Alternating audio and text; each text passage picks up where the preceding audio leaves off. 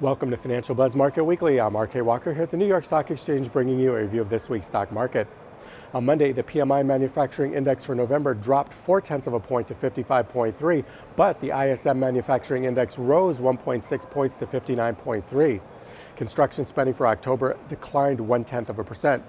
At the G20 summit, President Trump and China's President Xi agreed to a 90-day trade truce and to keep tariffs at the current level instead of raising them in January.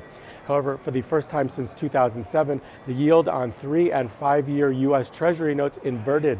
Historically, when short-term rates rise to higher levels than longer terms, the risk of a recession is high. Nevertheless, markets rose strongly with the Dow Industrials closing up 287 points.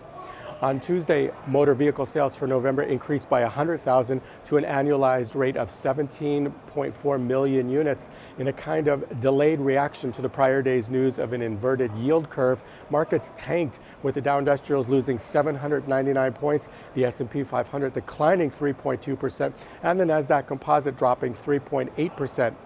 On Wednesday, markets were closed for observance of the death of former President George Bush.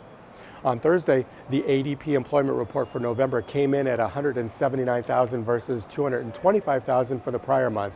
Jobless claims for the week ending December 1st fell by 4,000 to 231,000, while factory orders for October decreased by 2.1%. Non-farm productivity for the third quarter rose 2.3%, while unit labor costs rose 0.9%, and the ISM non-manufacturing index for November rose 0.4 of a point to 60.7.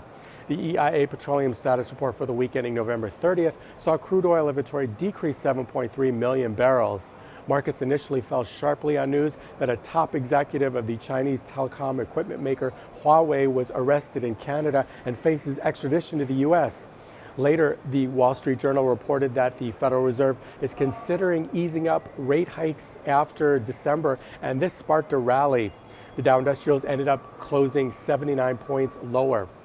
On Friday, non-farm payrolls for November rose 155,000 compared to the prior month's 237,000 gain and lower than expectations.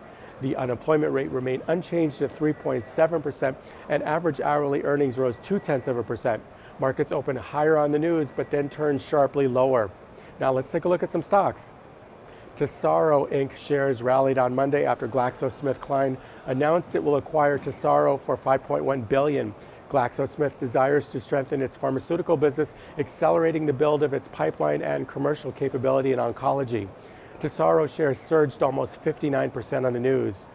Tribune Media Company shares rose on Monday by 9.9% after Nexstar Media Group agreed to acquire Tribune. Nexstar will acquire all outstanding shares of Tribune for $46.50 per share in a cash transaction valued at $6.4 billion. Nexstar will also assume all of Tribune's outstanding debt. Kronos Group shares jumped as high as 31% intraday on Monday after the company confirmed reports that it is in talks with Altria about a potential investment. Kronos said that no agreement has been reached and that there is no assurance it will happen. Movado Group shares surged by almost 15% on Tuesday after the company topped its third quarter financial results. For the quarter, Movado reported earnings per share of $1.18 on shares of 208 million. Analysts had forecast earnings per share of $1.12 on sales of 205 million. Lululemon Athletica reported its third quarter financial results after market close on Thursday, earning 75 cents per share on revenue of $747 million. The company topped analyst estimates in both earnings and revenue. However, shares still dropped 4.9% after reporting.